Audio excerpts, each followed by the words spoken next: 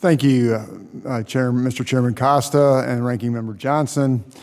The consolidation of the cattle industry is one of the most critical issues in my district. I hear about this all the time, probably the most important issue in my district at this point. Cattle producers in my district are angry, and they're worried that they are getting a raw deal. They see everyone in the supply chain making large profits while they're losing from $100 to $150 a head. My in-laws, my friends, my constituents are seeing their livelihood end because of this. The processing of cattle is mostly operated by 4 packers, and they control approximately 80% of the market. This market share lets them control the price through contracts, manage the amount being slaughtered through line speeds, and decide when livestock is needed for their own profitable benefits. The system is set up where the packers will very rarely ever see a loss, creating a massive guaranteed profit while rural farmers are on the hook to lose lots and actually their livelihood.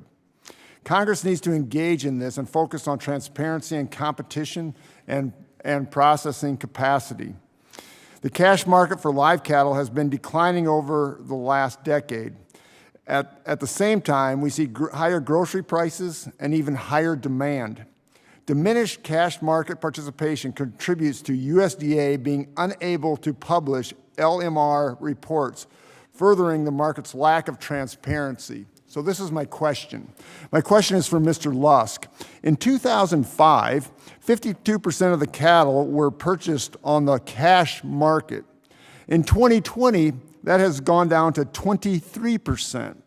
The reverse was true as well. In 2005, 33% of the cattle were purchased through formula contracts, yet in 2020, 62% are on formula contract. Knowing that the cash market price is primarily used on the basis for formula pricing, how has the decrease in cash negotiated trade impacted the market and price discovery? Yeah. I think it's important to, again, distinguish between when you're talking about price discovery, about price levels and then sort of market fundamentals. And I think the concern with the smaller share of cattle being sold in the cash market is whether you're getting sufficient price discovery. But even if 100% of cattle were being sold in a cash market, it doesn't mean prices would have been any higher than what we recently observed. So I think, I think in regards to LMR, there are things that could be done to increase the amount of information that's being conveyed through there, thinking about confidentiality rules, about some of the additional details that could be provided about formula contracts, those sorts of things to provide even more price transparency. I think even doing that, there's not necessarily any guarantee that's going to improve the price level, which is, I think a separate issue. Well, I'm glad you said that, smaller farms, you probably don't realize this, but there are 700,000 farms in the country. 90% of them are family owned. My in-laws are one of them, own 1,000, 2,000 head of cattle. My friends own, 2,000, 3,000 head of cattle, and they're considered small farms.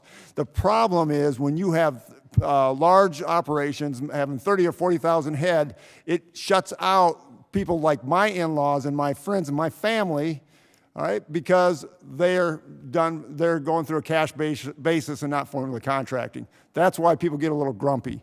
So my other question is, many proposals before Congress aim to increase price transparency in the cattle market.